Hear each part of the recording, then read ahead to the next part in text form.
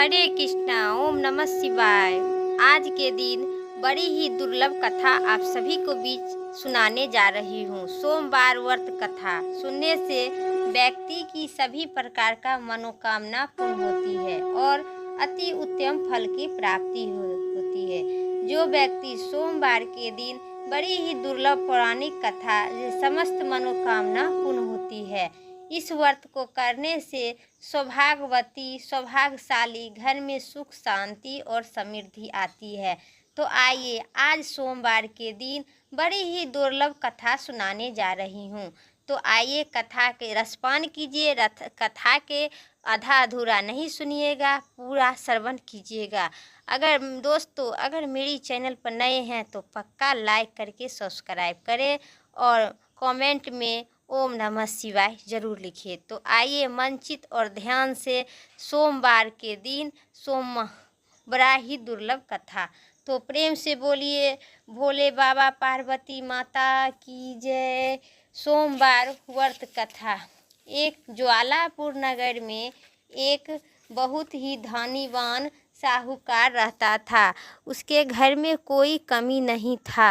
उसे केवल एक चीज़ का दुख था कि उसके कोई पुत्र नहीं था। वह रात दिन यही चिंता में रहता था कि वह पुत्र पाने के लिए कामना से प्रत्येक सोमवार को शिव जी का व्रत और पूजन करता था तथा संध्या काल में शिव मंदिर में जाकर भगवान शिव जी और माता पार्वती के दीप जलाता था।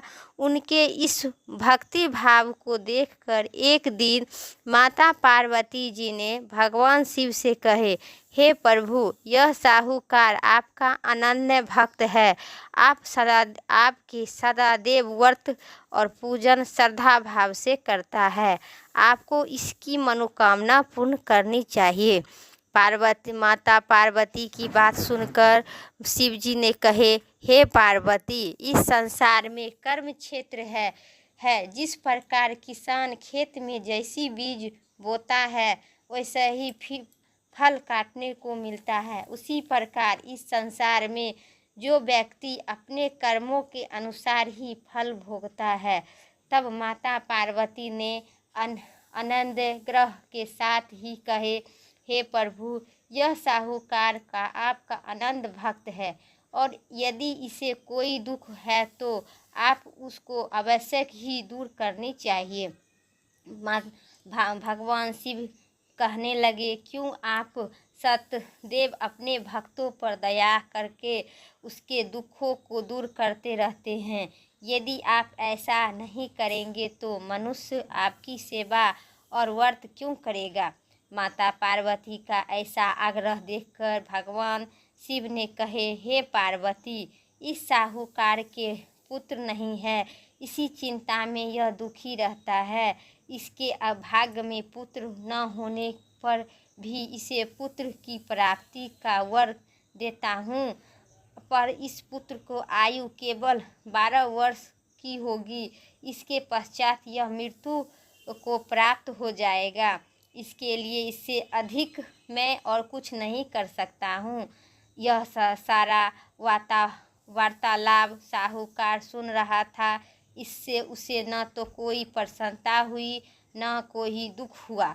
वह से पहले ही की तरह भगवान शिव और माता पार्वती की व्रत पूजन करता था। कुछ ही बीते पर साहूकार की स्त्री गर्भवती हुई और 10वें महीने में उसे एक अति सुंदर पुत्र का प्राप्ति हुआ।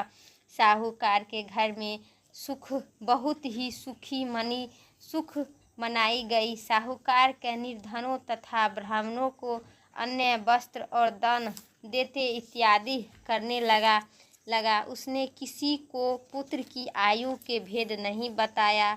जब वह बालक 11 वर्ष के हो गया तो उसे बालक की माता ने साहूकार से बालक के विवाह इत्यादि के लिए आग्रह किया, लेकिन साहूकार ने कहा कि अभी मैं इसका विवाह नहीं करूंगा, इसे पढ़ने के लिए काशीपुर भेजूंगा।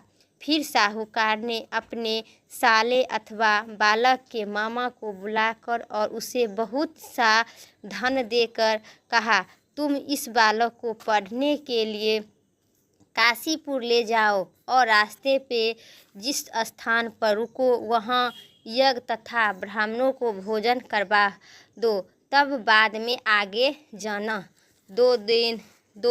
दोनों मामा भांजा यज्ञ करते और ब्राह्मणों को दान करते हुए जा रहे थे। रास्ते में प्रताप नगर नामक एक शहर पड़ा। उस शहर में राजा की पुत्री का विवाह हो रहा था, इसलिए शहर में अच्छी तरह से सजाया गया था।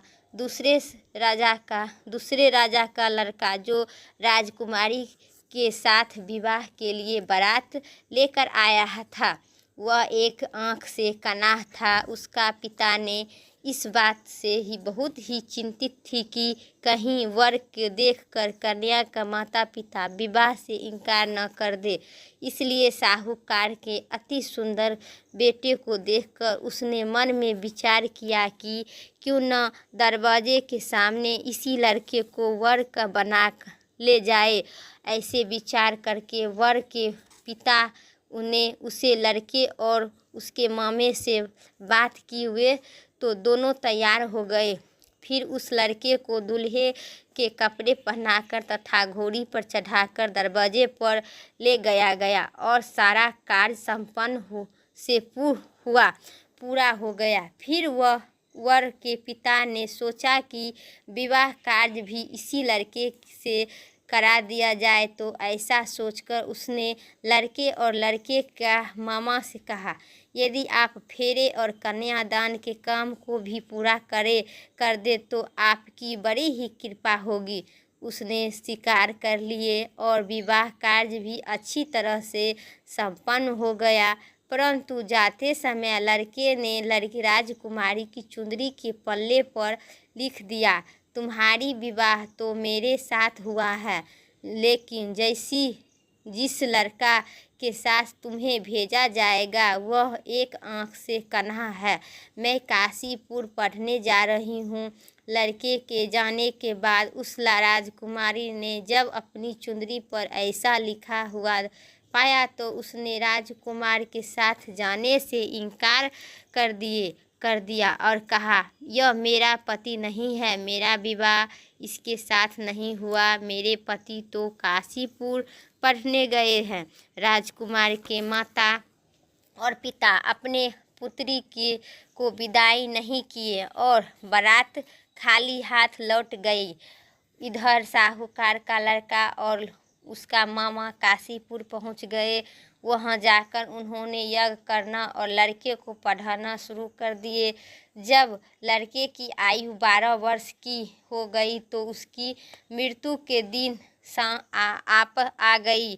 आ गई। लड़के के मामा को इस बारे में कुछ नहीं पता था और पता नहीं था। उस दिन उन्होंने यज्ञ का आयोजन किया हुआ था कि लड़के ने अपने मामा से कहा, मामा जी आज मेरी तबीयत कुछ ठीक नहीं लग रहे हैं। मामा ने कहा, जा अंदर जाकर लेट जा। लड़का अंदर जाकर लेट गया। थोड़ी ही देर बाद उसके प्राण निकल गए। यज्ञ के बीच में जब उसके मामा ने आकर देखा तो मृत अवस्था में पड़ा था तो उसने बहुत दुख हुआ। उन्होंने यज्ञ का कार्य अधूरा रह जाने के डर से किसी से कुछ नहीं कहा और संयम से रखा। फिर यज्ञ का कार्य समाप्त कर ब्राह्मणों के चल जाने के बाद उसे रोना पीटना आरंभ कर दिए। संयोग से उसी समय शिव और माता पार्वती उधर से जा रहे थे। जब उन्होंने जोर जोर से रोने की आवाज़ सुनी तो माता पार्वती भगवान शंकर से कहे, हे प्रभु, कोई दुखी रो रहा है, उसके कष्ट दूर कर दीजिए। जब माता शिव और पार्वती ने उस लड़के को जाकर देखा तो वह एक लड़का मृत पड़ा था। पार्वती जी बोली, हे प्रभु, यह तो ज्वालापुर के साहूकार का लड़का है जो आपके वरदान से उपस्थित हुआ था। शिव बोले, हाँ पार्वती, उसकी आयु इतनी ही थी। आयु पूरी हो जाने के कारण यह मर गया। तब माता पार्वती ने कहा, हे प्रभु, आप इस बालक को आयु बढ़ा दीजिए, नहीं तो इसके माता पिता तड़प तड़प के मर जाएंगे। माता पिता के बारे में आग्रह करने पर भगवान शिव ने उसकी जीवित कर दिए और शिव जी की कृपा लड़का ओम नमः शिवाय करते हुए उठ गया। भगवान शिव और शिव जी की कृपा और माता पार्वती कैलाश को चले गए। तब वह लड़का और उसका मामा उसी प्रकार यज्ञ करते हुए तथा ब्राह्मणों को भोजन करवाते हुए अपने घर की ओर चल दिए। रास्ते में प्रताप नगर पहुँचते और वहाँ पर आकर उन्होंने यज्ञ आरंभ कर दिए। तब वहाँ राजा उधर से गुजर रहे थे। उसने उस लड़के को तुरंत पहचान लिए और अपने महल ले जाकर दोनों बहुत ही आदर सत्कार किए। साथ ही बहुत सा धन आभूषण और वस्त्र देकर उन्हें राजकुमारी के साथ विदा कर दिए। जब वे अपने शहर से निकल पहुँचे तो मामा ने कहा कि मैं पहले तुम्हारे घर जाकर सूचना दे आता हूँ कि जब उस लड़के का मामा घर पहुंचा तो साहूकार और उसकी पत्नी घर की छत पर बैठे थे और उन्होंने यह प्रण कर रहा था कि यदि हमारा पुत्र कुशल लौट आया तो हम नीचे आ जाएंगे, नहीं तो छत से कूदकर अपने प्राण त्याग देंगे। इतना ही में उस लड़के के मामा ने आकर बताया कि आपकी पुत्र सकुशल वापस आ गया है, तो उसके विश्वास नहीं हुआ। तब मामा ने शपथ पूर्व कहा कि आपका पुत्र अपनी स्त्री के साथ आ रहा है, तो अपनी पत्नी और संग संबंधित के साथ नगर द्वार तक आया और आनंद के साथ उसकी स्वागत कर उसे अपने घर ले गया। वे बड़ी ही प्रसन्नता के साथ रहने लगी।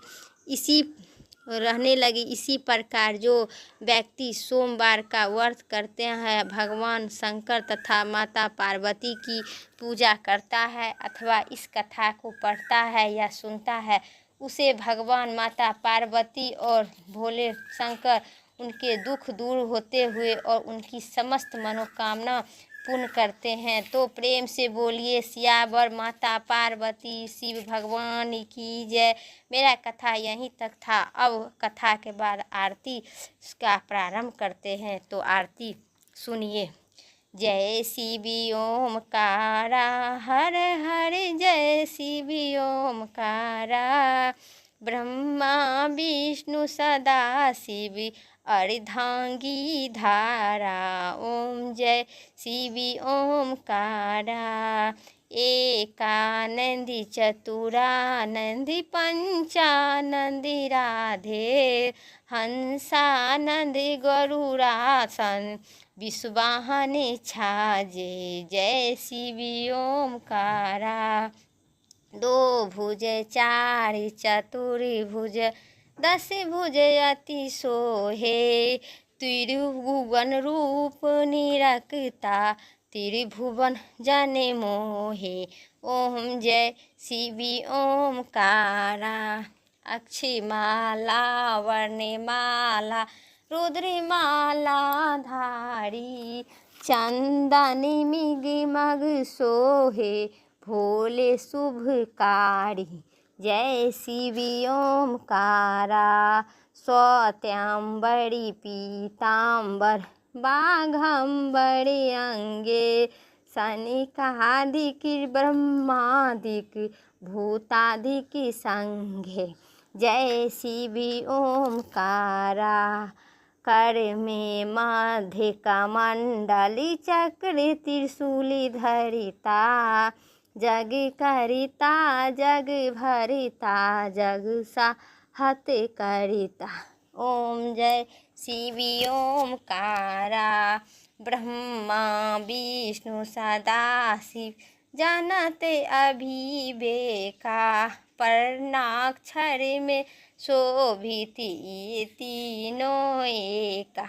ओम जय जय शिव ओमकारा, त्रिभुवन शिव जी की आरती जो कोई नहीं गावे, कहते शिवानंद स्वामी, मन वांछित फल पावे। जय शिव ओमकारा। प्रेम से बोलिए भोले बाबा माता पार्वती की जय। तो अगर मेरा वीडियो पसंद आए तो प्लीज़ न चैनल पर नए हैं तो पक्का लाइक करके सब्सक्राइब ज़रूर करें। कमेंट में ओम नमः शिवाय ज़रूर लिखें। फिर नेक्स्ट वीडियो लेके आते हैं, तब तक के लिए जय श्री राम, राधे राधे।